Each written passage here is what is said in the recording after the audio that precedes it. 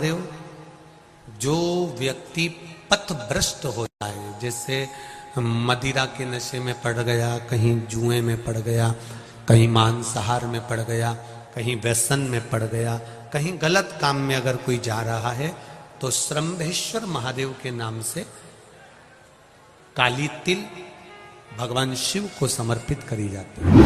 काली तिल को वापस उठाकर ले आते हैं। उसी काली तिल को जो मदिरा का नशा करने वाला होता है या जो गलत व्यसन में डूबा हुआ होता है, उसको वो सुबह के समय अगर नहीं खाता तो भोजन के साथ उसको दिया जाए। श्रंभेश्वर महादेव। एक बेलपत्री का भी बहुत अच्छा प्रयोग है श्रंभेश्वर महादेव का। मदिरा पीने वालों के लिए, मांसाहार, व्यसन में, जुए में, पेशावृत्ति में, पर नारी में, गलत जगह पर जो डूबे रहते हैं उनके लिए पहले की कथा में इसका वर्णन किया है बेलपत्री में। श्रंभेश्वर महादेव। एक बार सब बोलेंगे, कौन से महादेव? श्रंभेश्वर महादेव। फिर जम के बोल लो एक बार, श्रंभेश्वर महादेव। जब हमारे घर में क्रोध बढ़ता है या कोई गलत कार्य में जाने लगता है तो श्रंभेश्वर महादेव का हमें शरणागति लेना चाहिए, श्रंभेश्वर महादेव का पूजन करना चालू कर देना चाहिए। कई लोग कहते हैं महाराज जी श्रंभेश्वर महादेव का मंदिर कहां मिलेगा, हम कहां पूजन करने जाए? कहीं नहीं जाना, तुम्हारे घर के पास में जो शंकर जी का मंदिर है वहीं जाओ, उसी देवालय में, उसी मंदिर में जाओ, श्रंभेश्वर महादेव के नाम से जल चढ़ाना प्रारंभ करेंगे। वो जल जो गलत संगत में पड़ा हुआ है उसका आचमन कराना प्रारंभ करेंगे, अपने आप उसकी धीरे धीरे बुद्धि सुधरना प्रारंभ हो जाएगी। ऐसा श्रंभेश्वर महादेव का है।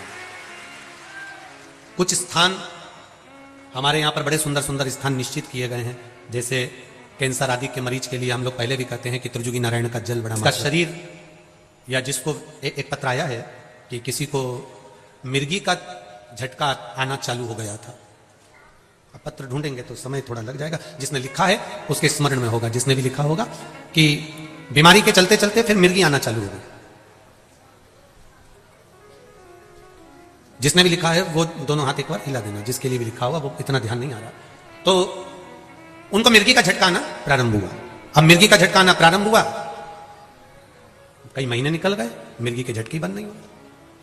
तब उन्होंने पत्र में लिखा है कि श्रंभेश्वर महादेव का आपने जो वर्णन करा था 31 बेलपत्र वाला, गुरुजी हमने वो 31 बेलपत्र वाला प्रयोग करना प्रारंभ करा, और उन्होंने पत्र में लिखा है कि मिर्गी के झटके भी बाबा की कृपा से ठीक हो गए हैं, अब कोई झटके उनको आ नहीं। श्रंभेश्वर महादेव का जो वर्णन है, श्रंभेश्वर महादेव का जो गुणगान है, ये कोई साधारण नहीं है। शिव महापुराण में भागवत के प्रहलाद चरित्र को लाकर रखा गया है केवल श्रंभेश्वर महादेव के प्रागट्य के लिए। भूल ना जाओ, उसके लिए एक बार फिर से बोल लो, कौन से महादेव? श्रंभेश्वर महादेव। ये श्रंभेश्वर महादेव जैसे कुंदकेश्वर महादेव। कुंदकेश्वर महादेव का क्या काम है? माता पार्वती ने विदल उत्पल को मारने के लिए जो कुंदुक फेंका था, वो कुंदुक भगवान शंकर के पांव में जाकर गिरा था, तो शिव जी का नाम कुंदकेश्वर हो गया था। जब हमारे यहां कोई दवाई नहीं लगती शरीर में, कोई कैंसर जैसा रोग हो गया, किडनी लीवर का रोग हो गया, या बीपी शुगर का रोग हो गया, शुगर लेवल में नहीं आ रही है, तो आप शंकर जी पे से जो बेलपत्र ला रहे हो कुंदकेश्वर महादेव के नाम से लाओ। दवाई खाओ, डॉक्टर को दिखाओ, सारी जांचें कराओ, डॉक्टर के अनुसार चलो, डॉक्टर जैसा बताए वैसा करो, पर उस दवाई को भी शिव जी से कहकर कि बाबा कुंदकेश्वर महादेव का नाम लेकर उस दवाई को भी हम कुंदकेश्वर महादेव का प्रसाद समझ कर पाना प्रारंभ करो, धीरे धीरे आराम लगना प्रारंभ होगा। कुंदकेश्वर महादेव रोग मुक्ति के लिए होते हैं, और श्रंभेश्वर महादेव बोलो बोलो जरा जम के, व्यसन की समाप्ति।